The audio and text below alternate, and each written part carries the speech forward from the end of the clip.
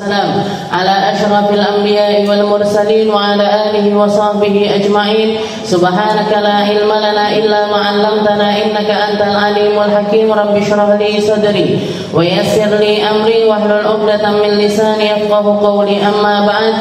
Alhamdulillah ala ni'matil Islam, alhamdulillah ala ni'matil iman wa kafa biha min ni'mah. Alhamdulillah, segala puji bagi Allah Subhanahu wa taala yang memberi kita nikmat Islam iman, yang memberi kita nikmat sehat sempat, yang memberi kita nikmat untuk hadir di majelis-majelis semacam ini, majelis yang di situ diperdengarkan tentang ilmu-ilmunya Nabi kita Nabi Muhammad sallallahu alaihi wasallam. Dan satu-satunya perkara yang Nabi Muhammad diperintahkan oleh Allah Ta'ala untuk meminta hanyalah tentang perkara ilmu.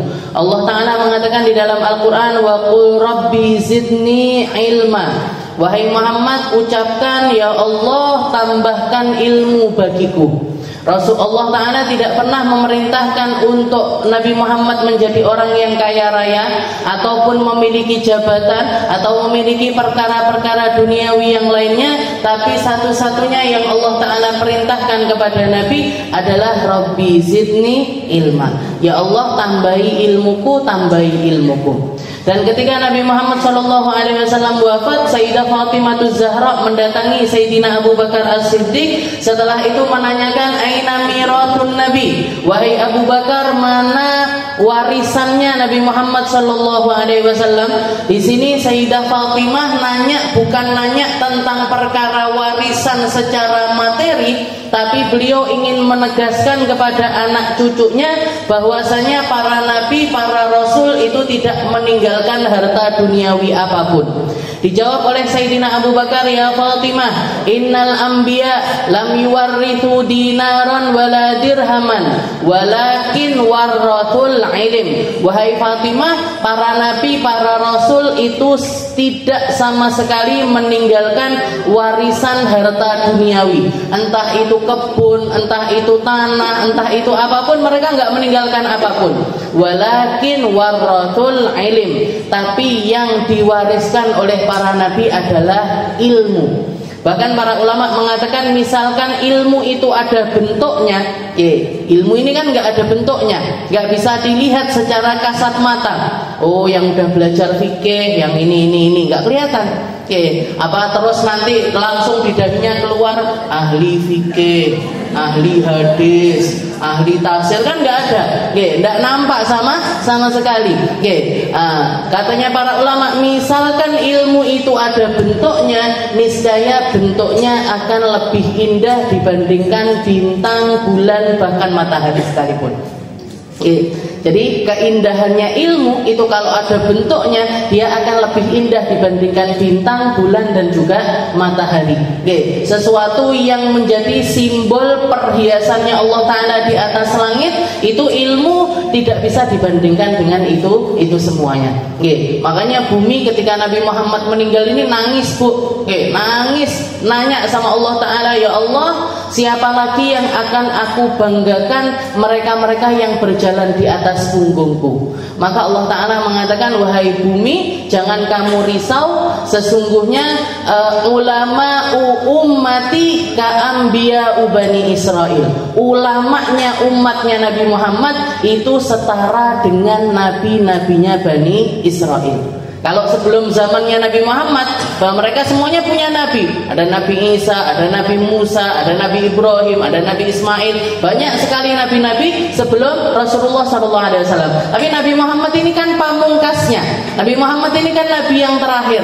Nah, kalau sudah nabi yang terakhir selesai, ini kira-kira yang bisa dibanggakan setelahnya ini siapa? Maka Allah Ta'ala mengatakan, yang patut untuk kamu berbangga berjalan di atas punggungmu adalah para ulamanya Nabi Muhammad Sallallahu Alaihi Wasallam.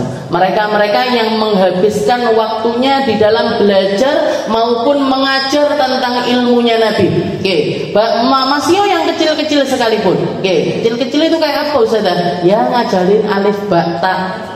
Para guru yang seringkali diremehkan, gajinya titik banget, Bu. guru ngaji itu, sebagian besar itu kalau saya tanya di daerah Tulungagung itu nggak sampai 100.000 sebulan. Guru ngaji nih, ketika saya mau ngasih gaji agak tinggi di TPQ saya, katanya guru-guru yang ngerti sama dunia per TPQ-an yang lainnya, katanya jangan Pak, nanti ngerusak pasar. Ngerusak pasar. Masa guru-guru ini dianggap apa? Dianggap karyawan apa gimana? Jangan nanti ngerusak pasar, semuanya nanti pengen ngajar di TPQ-nya kita. Ya enggak gitu juga, istilahnya guru-guru itu pejuang. Guru-guru itu istilahnya mereka ini patut untuk diapresiasi dengan apresiasi yang tinggi. Kalaupun enggak tinggi yang lebih lah paling enggak. Sing pantes lah. Nggih, mosok tuku bakso karo bayar SPP TPQ gini. Larang bakso nih. Kita itu Bu, para guru, para pengelola TPQ itu sampai munggah manggu diundakne piro yo, mau ngundakne 5.000 itu mikirnya bertahun-tahun, bertahun. Jadi TPQ saya 15.000 Bu, baksonya jenengan berapa? 25.000. Yang favorit saya di Kediri itu sekarang sudah 18.000 harganya, satu mangkoknya. Jadi lebih mahal bakso dibandingkan ngajarin ngedepin anak kita selama 1 bulan ngaji itu dihargai lebih murah dibandingkan semangkok bakso. Ngono melek ilmu nih barokah. Itu semuanya anak saya doakan saudara solihah. Solihah itu butuh perjuangan Bu, butuh perjuangan, butuh pengorbanan, butuh hati yang benar, butuh hati yang lurus di dalam menyekolahkan anak-anak kita. Memang tapi setan itu luar biasa di dalam goda manusia, terutama tentang bidang keilmuan. Apalagi kalau ilmu agama. Saya sering dengar orang tua itu menyekolahkan anaknya kuliah ataupun sekolah-sekolah di sekolah-sekolah elit itu rela mereka jual sawah, jual kebun, jual perhiasan dan lain sebagainya demi nyekolahkan anaknya di kampus-kampus impiannya mereka. Tapi kalau sudah masukkan ke pesantren, yang ada ngerengek-ngerengek ke kiainya biar digratiskan. Belum pernah dengar saya sampai jual sawah buat mondokin anak, itu belum pernah. Padahal abah saya pernah dengar sendiri dari orang-orang yang anaknya itu sekolah kedokteran, itu saling ngobrol, kena piro awakmu? 350, murah amat. 350 murah, bukan 350.000 rupiah loh, 350 juta. Buat nyekolahin anak ke kedokteran itu 350 juta, itu bilangnya murah. Lah dijalui sumbangan buat pesantren 200.000, 300.000, larang men. Amin sumbangan. La haula wala quwata. Ngono pele ilmu nih barokah. Jadi istilahnya yang dibenerin. Cara pandang kita, cara kita mengelola istilahnya didik anak-anak kita di dalam memperjuangkan agama itu, jangan sampai punya rasa-rasa yang semacam itu. Kita lanjutkan pembahasan kita. Minggu yang lalu kita bahas tentang masih definisi tentang haid. Nah, ini kemarin gak kesempatan untuk dibahas, maka akan saya bahas hari ini. Nah, tapi saya ingatkan dulu tentang yang minggu lalu. Istilahnya perempuan ini dari dalam rahimnya memang diuji sama Allah Ta'ala dengan berbagai macam hal yang keluar. Dengan berbagai macam hal yang keluar. Imtihanan lakum wabtilaan. Ketika Sayyidah Hawa nanya sama Allah Ta'ala, ya Rabb ma hadza, ini apa ini ya Allah, yang keluar dari saya ini apa? Katanya Allah Ta'ala, hadza amrun kataballahu ala banati Adam ibtila'an lakum wa imtihanan. Ini adalah perkara yang menjadi ketetapannya Allah Ta'ala untuk putri-putrinya Nabi Allah Adam. Kita semuanya ini kan putrinya Nabi Adam. Ada yang bukan putrinya Nabi Adam? Mungkin ngikuti perkataannya Darwish yang bilang manusia enggak dari manusia. Bukan keturunannya Nabi Adam, tapi keturunannya teman yang mirip itu. Sahabat itu tadi.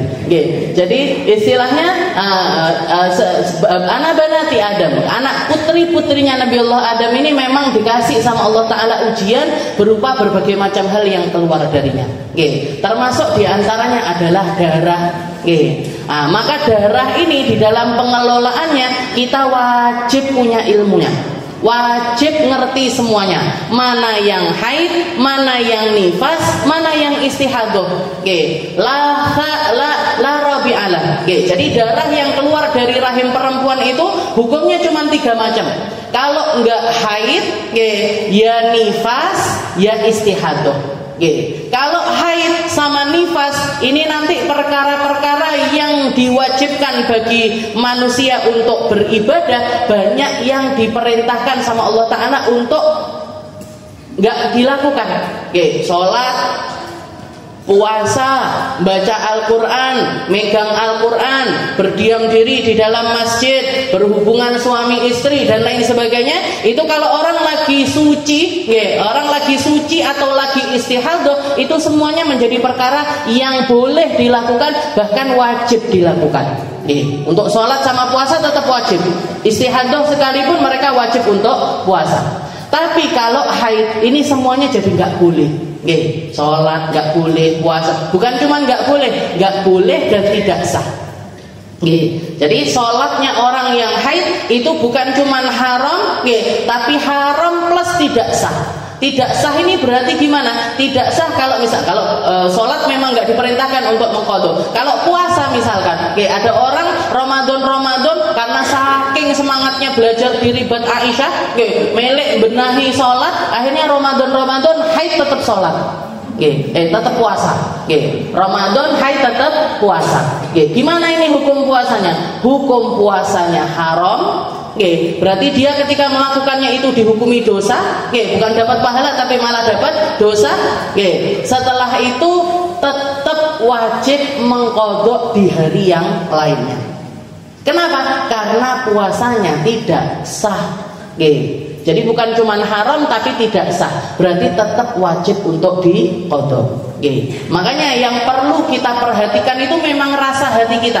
Ketika kita mengalami haid ini yang terjadi di dalam hati kita ini gimana?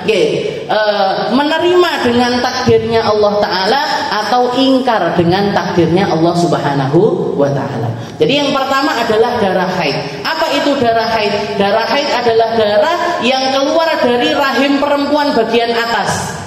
Ala sabilis sihah, dalam keadaan sehat atau normal, bi ghairi sabab, tanpa ada sebab apapun, tanpa ada sebab kelahiran. Kalau sebabnya masih sesuatu yang lainnya, masih tetap dianggap haid.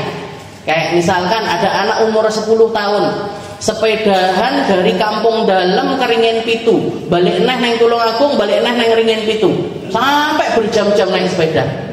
Pulang-pulang, maaf celana dalamnya berdarah. Celana dalamnya dilihat, loh kok berdarah ini? Dilihat umurnya dia berapa? Oh, umurnya 10 tahun. Umurnya 10 tahun. Berarti apa ini? Darah apa ini? Darah itu sudah dianggap sebagai darah haid. Tapi keluarnya gara-gara kebanyakan sepedahan, tetap. Jadi yang dimaksud bi ghairi sabab di sini bukan karena sebab kelahiran. Tapi kalau misalkan badannya panas, keluar darah, umurnya berapa? Oh, sudah 10 tahun. Sudah, berarti itu dianggap sebagai haid. Jadi bi ghairi sabab, setelah itu dia punya minimal, punya maksimal, punya kebiasaan. Minimalnya haid berapa? Minimalnya haid adalah 24 jam atau 1 hari 1 malam. Minggu yang lalu juga sudah saya jelaskan bahwasanya yang dimaksud 24 jam ini bisa jadi terus-terusan, bisa jadi pelan-pelan atau dicicil. Jadi keluar selama 15 hari. Keluar selama 15 hari, per hari 2 jam. Saya keluar saja setiap jam 1 keluar, tapi jam 3 mesti mandek. Ini saya kayaknya gara-gara pakai KB misalkan gitu. Berapa lama Bu keluarnya? 15 hari. 15 kali 2 30 jam. Berarti gimana? 15-15-nya semuanya dianggap sebagai haid. 15-15-nya semuanya dianggap sebagai haid. Jadi ini yang harus kita perhatikan. Ini jadi syarat utamanya haid. Menjadi syarat utamanya haid, yaitu minimalnya adalah 1 hari 1 malam atau 24 jam. Makanya jenengan kalau misalkan keluar darah, subuh keluar darah, duhur dicek sudah berhenti. Pagi subuh keluar darah, duhur kok dicek sudah berhenti. Gimana ini? Saya langsung sholat apa neruskan dulu? Jangan buru-buru sholat. Tunggu dulu sampai 24 jam. Dilihat subuh besok pagi masih keluar darah apa enggak? Kalau ternyata sampai subuh besoknya keluar darah, berarti jangan sholat, nunggu lagi. Bahwasanya itu berkemungkinan untuk menjadi haid. Tapi kalau sampai subuh besoknya ini ternyata berhenti, darahnya sudah istilahnya tidak keluar lagi, jenengan langsung wudu, langsung sholat. Langsung wudu, langsung sholat. Nggak perlu mandi, saudara, nggak perlu. Kenapa kok nggak perlu mandi? Karena tidak ada darah haid. Jadi orang istihadah itu, orang keluar darah istihadah itu nggak perlu mandi, nggak perlu mandi, cukup langsung cebok aja, wudu, setelah itu sholat. Nggak perlu jenengan pakai mandi karena nggak ada darah yang keluar. Jadi minimalnya adalah 24 jam. Untuk haid, itu minimalnya adalah 24 jam.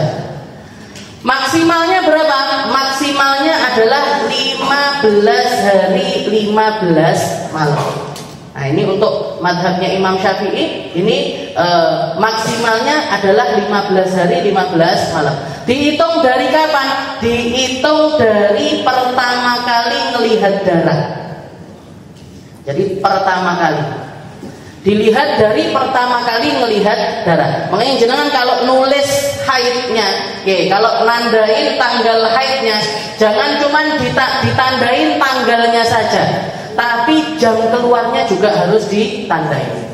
Jadi misalkan saya keluar darah, Ustazah, tanggal berapa, jam berapa? Saya keluar darah tanggal 1 Januari. Jam berapa, Bu? Jam 1 siang.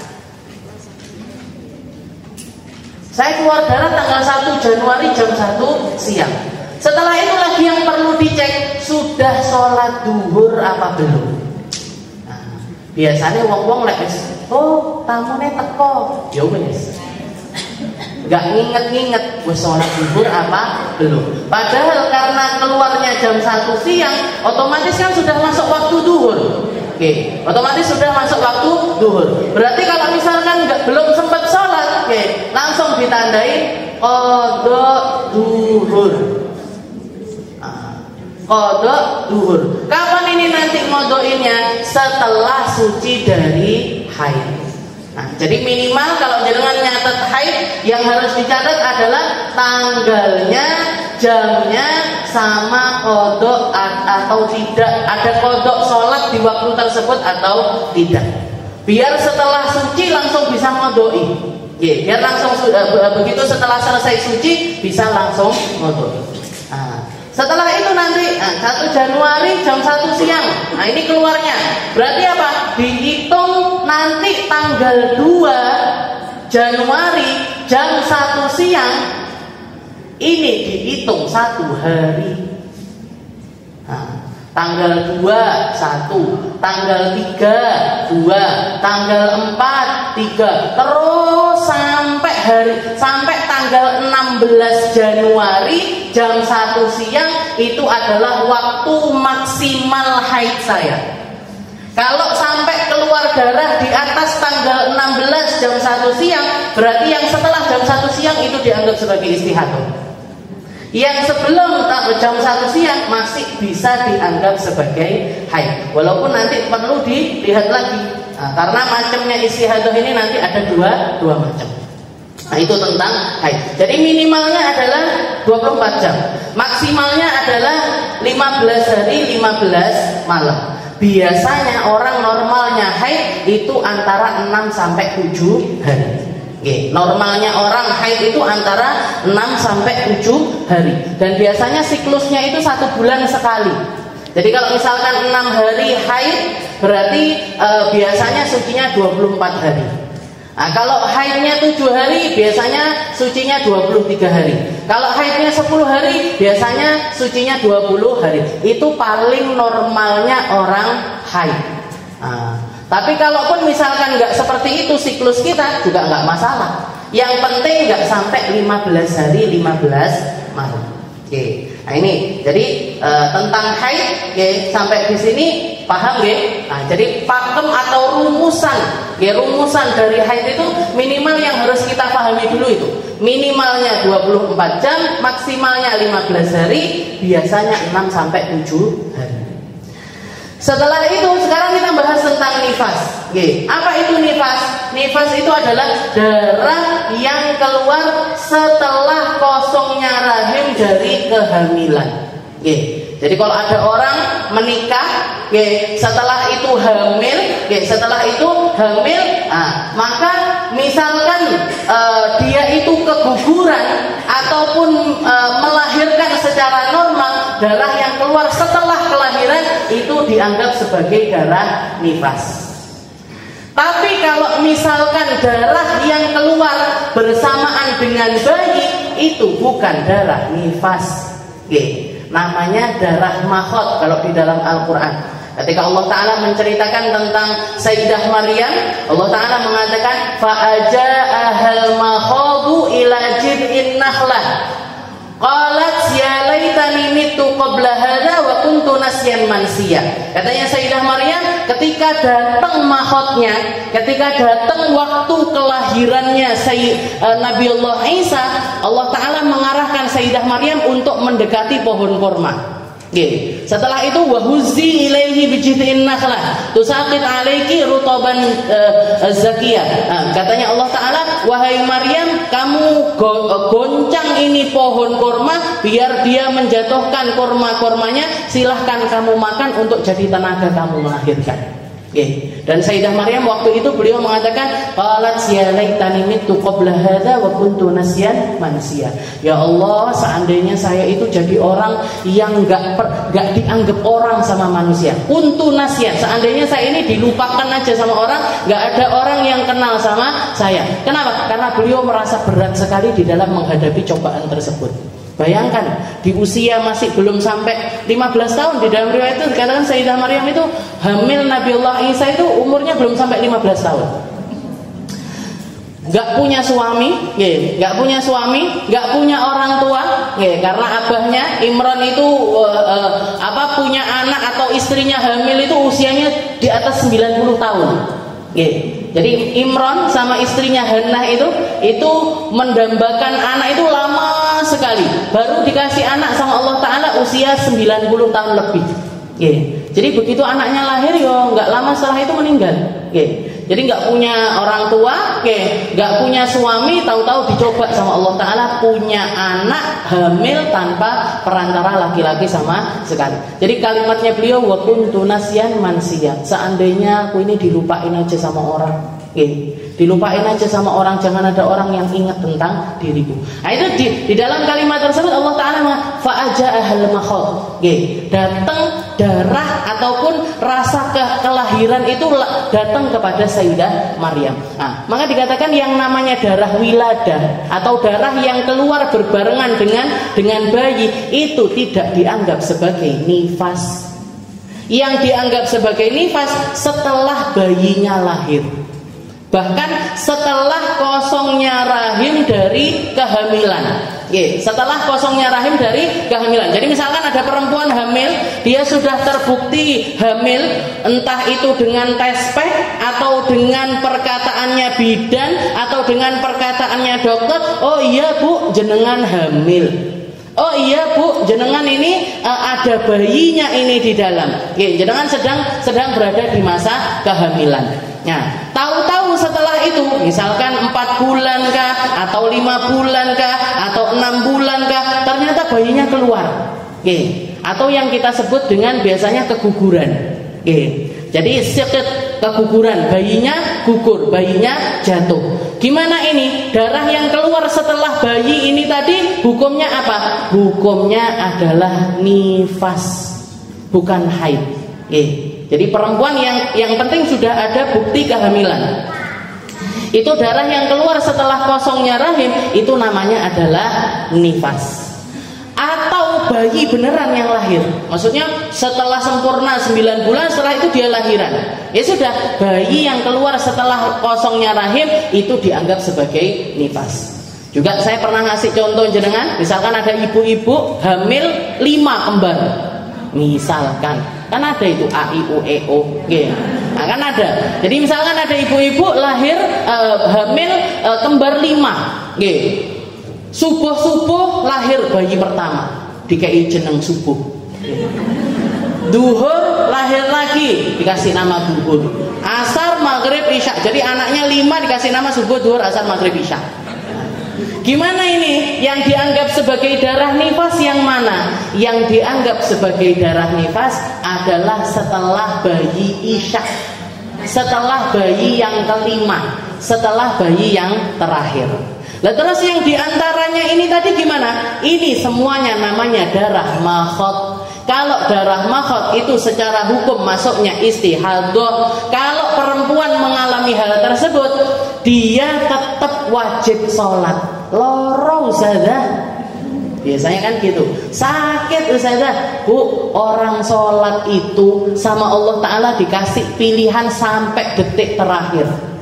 Gak bisa berdiri, duduk, gak bisa duduk, geletak, gak bisa pakai isyarat tangan, apapun yang bisa jadi isyarat, gak bisa wudhu, tayamum, gak bisa wudhu, gak bisa tayamum, sholat faqidut tohurain, sholat tanpa wudhu, tanpa tayamum, sholatnya namanya sholat hurmatul waqt. Yang penting sholat aja dulu waktu itu. Nanti setelah selesai semuanya, bisa mandi, bisa wudhu, bisa jenak untuk melaksanakan sholat itu tadi diqodoi. Tapi minimal ketika kita datang ketemu waktu sholat itu, kita tetap sholat. Kenapa? Kalau misalkan terjadi sesuatu, habis bayi yang isya meninggal, gimana ini? Ibu tersebut sudah sempurna sholat-sholatnya dia di waktu tersebut, sudah dianggap sah sama Allah Ta'ala. Tapi kalau misalkan dia nggak sholat, ngenteni engko ae lah mulih neng omah, baru saya kodoi sholatnya, tiba-tiba bablas nggak pulang. Nah, ini loh yang ditakutkan. Guru saya mengatakan, Habib Zain bin Semit bilang, berapa banyak orang yang seumur hidupnya ini ahli sholat, sholatnya di masjid dan lain sebagainya, tapi karena nggak ngerti ilmunya sholat, nggak ngerti caranya tayamum, nggak ngerti caranya sholat yang gimana-gimana, dia memilih ketika sakit itu nggak sholat, akhirnya bablas. Katanya beliau, ada tarikus sholah husnul khotimah. Ada orang yang meninggalkan sholat itu meninggal dalam keadaan husnul khotimah? Katanya beliau, nggak ada. Sayyidina Umar bin Khattab perutnya ditusuk pakai pisau yang sudah dilumuri sama racun. Beliau waktu itu sholat subuh, ngimami sholat subuh, tapi karena ditusuk jatuh pingsan. Dibopong pulang ke rumah. Ketika sadar, anaknya yang diingatkan, bah sholat. Jenengan tadi belum sholat. Katanya Sayyidina Umar, naam, ya, la makana li muslim, gak ada tempat bagi orang Islam yang mengaku Islam dan dia meninggalkan sholat. Sholat bu, wudhu, sholat beliau dalam keadaan wadam yakub, katanya. Darahnya ngucur itu beliau tetap melaksanakan sholat. Jadi iya, ini pentingnya ilmu. Makanya orang itu bahkan dikatakan, di dalam zuhud itu dikatakan, orang beramal tanpa ilmu, a'maluhu mardudatun la tuqbalu, amalnya nggak diterima sama Allah Ta'ala. Fa'alimun bi ilmihim lam ya'malan mu'adzabun min qabli ubadil wathan. Orang punya ilmu tapi nggak mengamalkan ilmunya, itu nanti diazab sama Allah Ta'ala sebelum diazabnya para penyembah berhala. Tapi orang yang beramal tanpa ilmu itu a'maluhu mardudatun la tuqbalu. Amalnya enggak diterima sama Allah Ta'ala. Makanya berilmu itu penting. Setelah berilmu diamalkan itu penting. Jadi ilmu amal disempurnakan dengan tazkiyatun nafas, disempurnakan dengan pembersihan hati, biar amal-amal kita itu bersih dari riya, dari ujub, dari sombong, dari penyakit-penyakit hati yang lainnya. Jadi ilmu dulu patokannya, setelah itu amal, setelah itu adalah tazkiyatun nafas atau membersihkan diri. Jadi kalau nifas ini yang dianggap darah yang keluar setelah kosongnya rahim. Jadi benar-benar sudah yakin nggak ada bayi lagi di dalam perutnya, maka darah yang keluar setelah itu dianggap sebagai darah nifas. Dianggap sebagai darah nifas. Nah kalau darah nifas ini berapa? Rumusannya? Rumusannya minimalnya adalah sebentar atau mujah. Mujah itu sekali keluar. Jadi bayi keluar, habis itu darah. Jadi bayi keluar, habis itu darah. Itu minimalnya darah nifas. Kenapa kok lebih sedikit dari darah haid? Karena ada perempuan yang mengalami nifasnya itu sebentar, yaitu putrinya Nabi Muhammad SAW yang bernama Sayyidah Fatimahuz Zahra. Sayyidah Fatimah itu dapat julukan Al-Batul. Apa maksudnya Al-Batul? Al-Mutabattil fi layalih, yang malam-malamnya itu berhiaskan ibadah-ibadah, sholat, terus baca Quran setiap malamnya, dan gak pernah skip sama sekali sampai akhir hayatnya. Istiqomah sampai akhir hayatnya, sampai meninggal dunia. Maka dikatakan salah satu kelebihan yang Allah Ta'ala berikan kepada Sayyidah Fatimah, Sayyidah Fatimah itu seumur hidupnya gak pernah haid. Jadi nggak mengalami haid sama sekali, nggak mengalami haid seperti yang terjadi kepada kebanyakan para perempuan. Tapi bisa hamil, bahkan anaknya banyak: Hasan, Husain, Muhsin, Zainab, Ruqayyah, Ummu Kulthum, 6 anaknya. Jadi beliau punya anak banyak. Beliau punya anak banyak. Dan dikatakan setiap kali beliau melahirkan itu maghrib masih sholat berjamaah. Habis itu isya sudah habis itu melahirkan, isya sudah sholat jamaahan lagi. Jadi diluk banget. Nifasnya beliau itu sedikit sekali. Jadi bayi lahir, habis itu nifas, habis itu selesai. Tapi ini kan nggak banyak terjadi kepada perempuan. Tapi dijadikan hukum. Berarti apa? Nifas itu minimalnya adalah sebentar. Kalau haid 1 hari 1 malam, kenapa? Karena Sayyidah Fatimah nggak mengalami haid. Ini berdasarkan kajiannya para ulama, penelitiannya para ulama, dirumuskan minimalnya haid itu sehari semalam, maksimalnya 15 hari, kebiasaannya 6-7 hari. Kalau nifas ini minimalnya sebentar. Karena apa? Karena ada perempuan yang mengalami nifas sebentar. Setelah itu maksimalnya berapa? Maksimalnya di madhabnya Imam Syafi'i, di madhabnya Imam Maliki sekitar 60 hari. Jadi pas 60 hari 60 malam itu maksimalnya nifas. Biasanya nifas berapa? Antara 40 hari.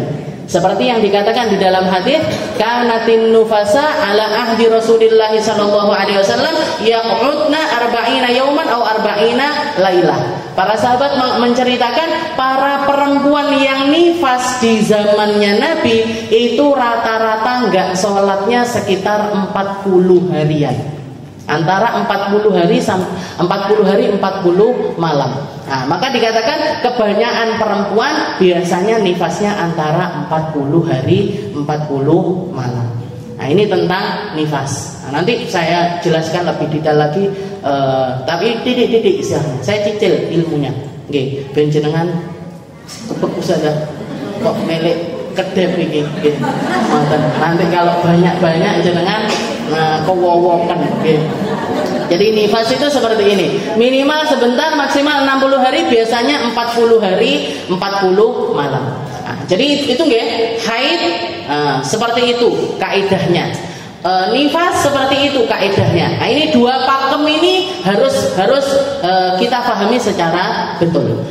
Nanti kalau ada darah-darah di luar 2 darah ini, ini, nah, kalau ada orang keluar nggak bisa dianggap sebagai haid, nggak bisa juga dianggap sebagai nifas, maka itu berarti adalah darah yang ketiga, yaitu yang dinamakan dengan istihadah. Istihadah ini gimana? Kalau istihadah ini apa? Istihadah ini adalah darah rusak. Jadi para ulama mengatakan damun fasad, darah rusak, darah yang nggak bisa dianggap sebagai hukum sebenarnya, tapi harus ada karena banyak juga perempuan yang mengalami darah ini. Jadi darah rusak yang keluar dari rahim perempuan bagian bawah. Kalau haid di bagian atas, kalau istihadah itu di bagian bawah. Jadi kalau haid itu di bagian atas, kalau istihadah itu di bagian bawah. Tapi kan dia keluar nggak omong, aku konggur, aku kongsor, kan nggak bilang dia. Maka yang harus kita tahu adalah ciri-cirinya istihadah. Ciri-cirinya istihadah. Jadi keluar dari rahim perempuan bagian bawah di selain dari haid dan nifas. Jadi patokannya ini, selama dia itu tidak bisa dianggap sebagai darah haid, tidak bisa dianggap sebagai darah nifas, maka semuanya dianggap sebagai darah istihadah. Jadi nggak bisa. Kayak tadi misalkan ada perempuan keluar darah berapa hari? 10 hari. Keluar darah 10 hari. Per hari cuma 1 jam. Sak jam. Jam 1 keluar, jam 2 selesai. Jam 1 keluar, jam 2 selesai. Selama 10 hari. Gimana ini? Semuanya bukan darah haid, tapi semuanya adalah darah istihadah. Berarti gimana? Wajib sholat. Wajib untuk melaksanakan sholat. Nah, ini istihadah. Atau kelebihan. Ada perempuan keluar darah berapa hari? 20 hari. Saya keluar darah Ustazah, berapa lama? 20 hari. Nah ini berarti kalau keluar 20 hari ini sudah pasti tercampur antara haid dengan istihadah. Campur antara haid dengan istihadah. Tinggal nanti kita jadikan mumayyizah atau ghairu mumayyizah. Atau misalkan di dalam nifas, ada nggak istihadah di dalam nifas? Ada. Ada perempuan keluar darah berapa lama? Saya keluar darah selama 80 hari. Berturut-turut 80 hari saya keluar darah. Gimana ini hukumnya? Hukumnya bercampur antara nifas, haid plus istihadah. Iya. Jadi campur, kalau sudah istihadah di dalam nifas, itu nanti campur antara nifas, antara haid dan juga istihadah. Si alon-alon. Jadi ini tadi, di selain hari haid dan juga nifas. Nah, setelah itu dikatakan di zamannya Nabi itu ada seorang perempuan, namanya Sayyidah Fatimah bintu Jahash. Jadi ada seorang perempuan yang sering istihadah, namanya Fatimah bintu Jahash. Itu beliau pernah datang kepada Nabi Muhammad SAW. Pertama nanya, ya Rasul, ini imra'atun ustahad, apa ada usalah? Ya Rasul, saya ini perempuan yang keluar darah istihadah banyak sekali. Gimana ya Rasul? Saya ini ninggalin sholat terus apa gimana? Pertama dijawab sama Nabi, yang menjadi hukum mumayyizah ini, katanya Nabi Muhammad, ya Fatimah, inna damal haid damun aswad yu'raf. Wahai Fatimah, yang namanya darah haid itu darah hitam pekat seperti yang kamu tahu biasanya keluar sebagai haid. Maka katanya Nabi, kalau warnanya hitam pekat, silahkan tinggalkan sholat. Tapi kalau keluar selain hitam, faghsili an-dam, bersihkan darah dari kamu, setelah itu wudu, setelah itu sholat. Dari sini para ulama mengatakan, oh berarti istihadah itu ada yang mumayyizah. Kapan ini jadi mumayyizah? Ketika darahnya bisa dibedakan. Jadi warna darah itu 5. Di mazhabnya Imam Syafi'i, darah itu yang dianggap sebagai darah haid itu ada 5 macam.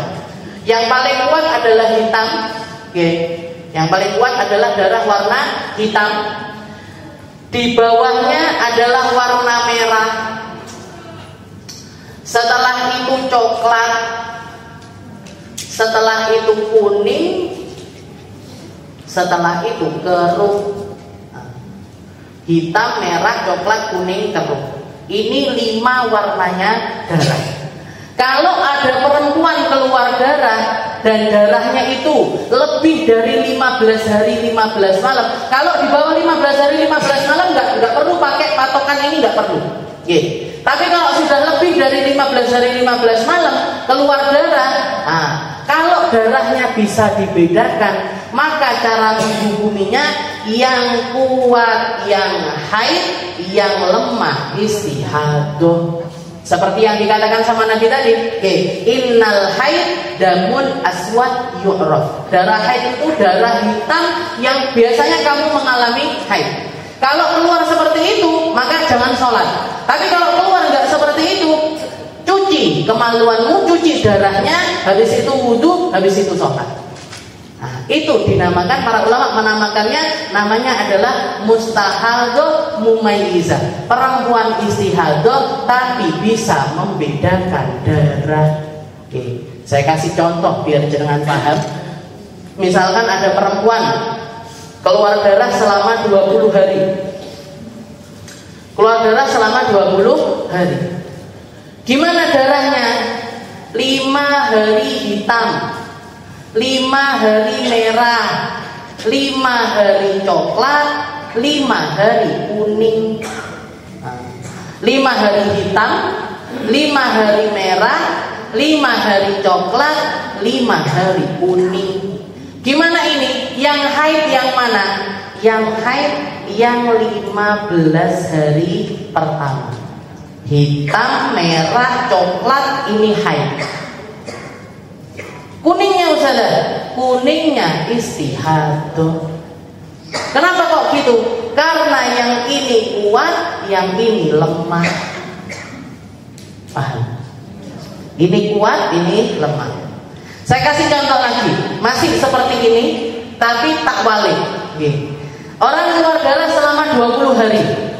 Orang keluar darah selama 20 hari. 5 hari kuning. Di awal 5 hari kuning.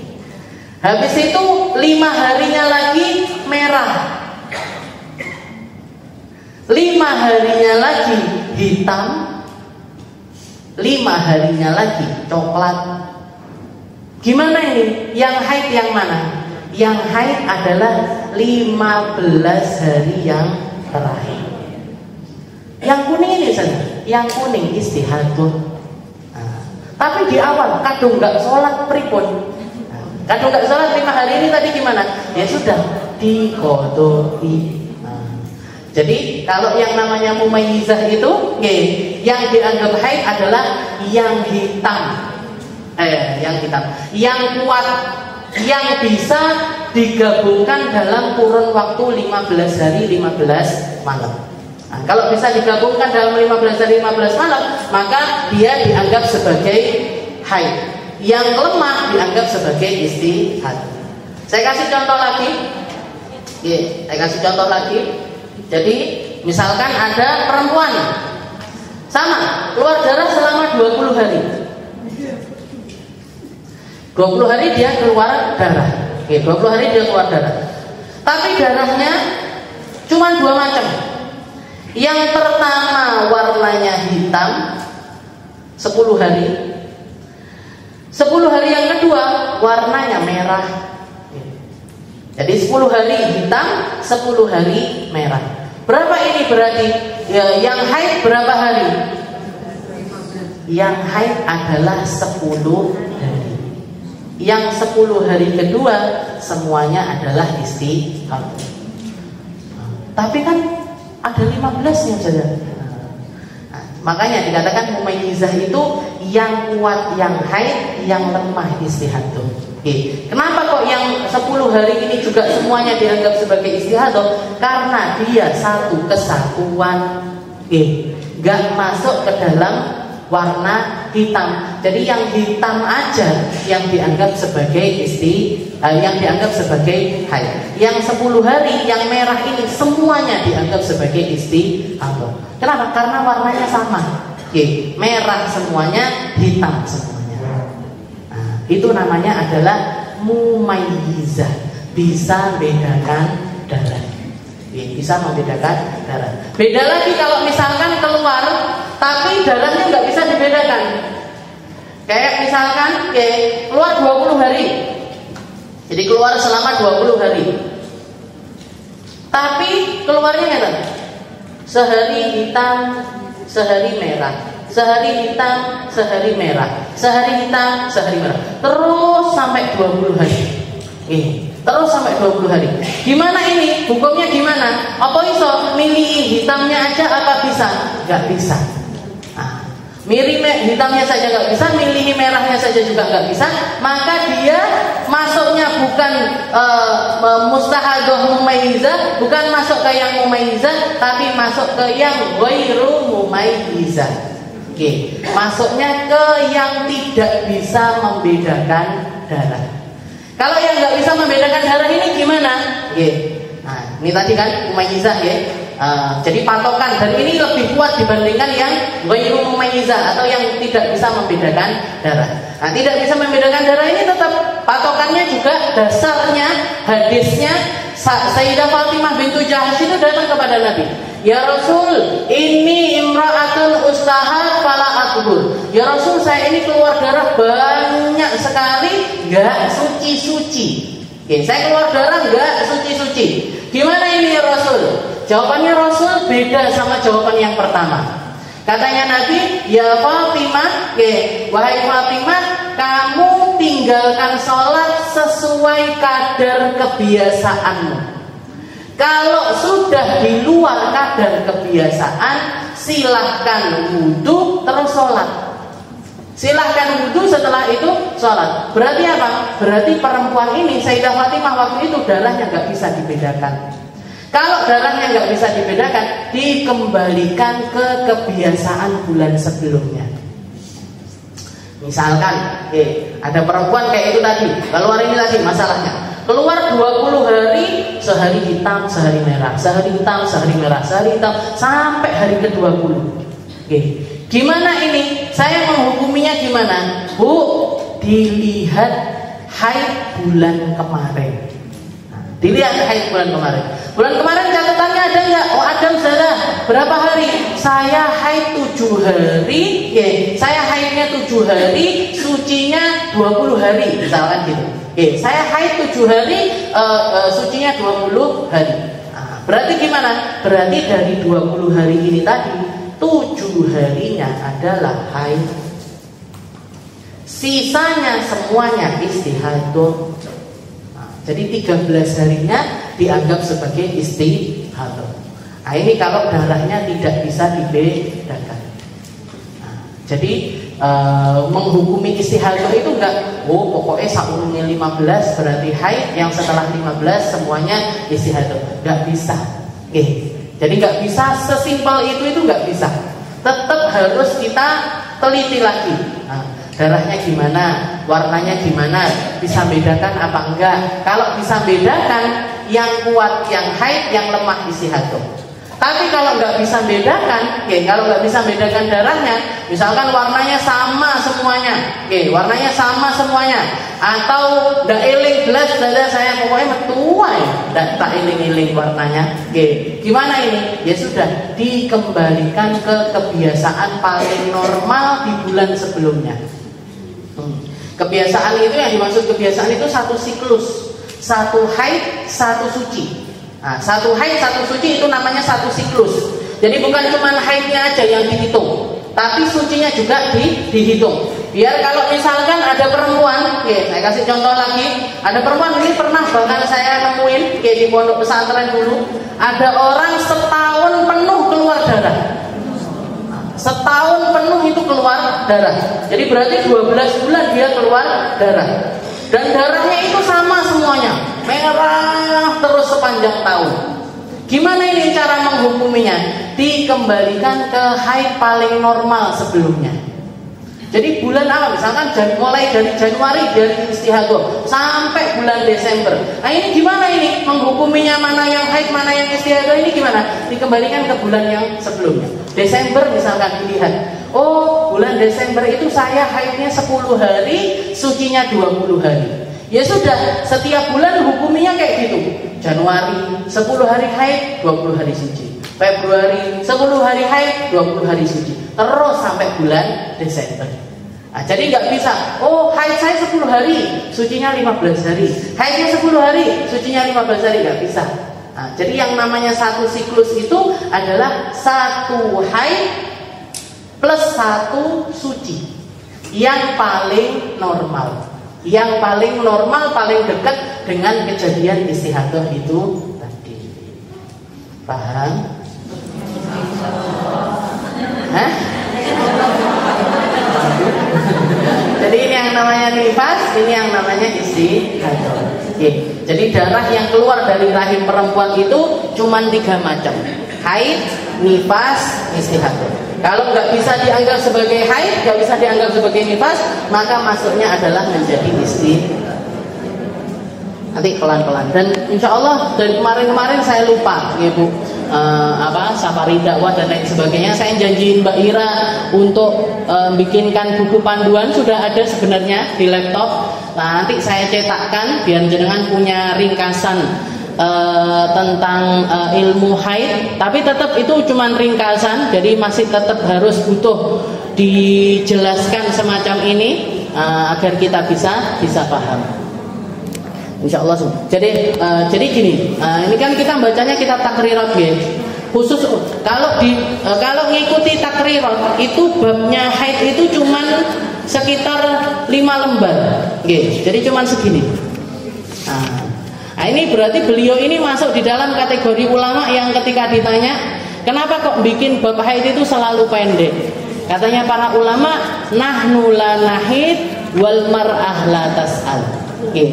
Kami para laki-laki tidak mengalami haid, sedangkan ibu-ibu enggak gelem teko. Ibu-ibu ini biasanya pemalu, nggak mau nanya, padahal hukum semacam ini sangat penting sekali karena berkaitan dengan sholatnya jenengan, dan pertama kali yang nanti akan diperhitungkan sama Allah Ta'ala itu tentang sholat. Jadi minimal itu kita nyampe akhirat itu sholatnya kita itu tepat, pas lah, hitungannya itu pas. Misalkan kita punya tanggungan sholat 20 tahun, ya 20 tahun itu kita sholat.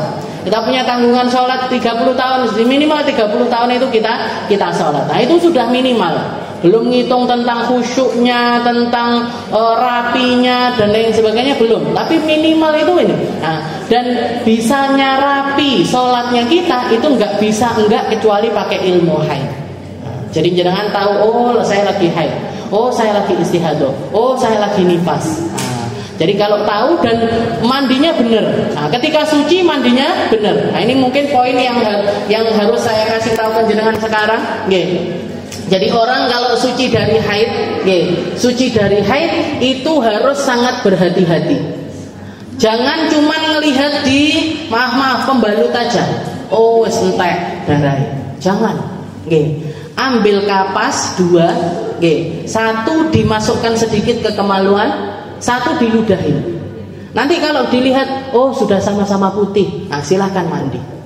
Tapi kalau enggak, jangan mandi dulu. Kalau masih kuning, kayak tadi kita belajar, darah itu bahkan kuning keruh itu masih dianggap sebagai darah haid. Jangan kuning langsung mandi, atau keruh langsung mandi. Yang terjadi apa? Yang terjadi kalau jenengan mandi ketika kuning, itu darah belum selesai, jenengan sudah mandi besar. Sah enggak mandi besarnya? Tidak sah. Kalau sudah mandi besarnya tidak sah, wudunya tidak sah. Kalau wudunya tidak sah, sholatnya otomatis nggak sah. Nah, nanti kalau misalkan jenengan waktunya suci, waktunya belum mandi, sudah mandi, tidak sah mandinya. Waktunya darah berhenti, jenengan nggak mandi. Akhirnya apa? Akhirnya semua sholat antara haid ke haid berikutnya semuanya jadi nggak sah. Semuanya jadi nggak sah. Kenapa? Karena salah menempatkan waktu mandi besar.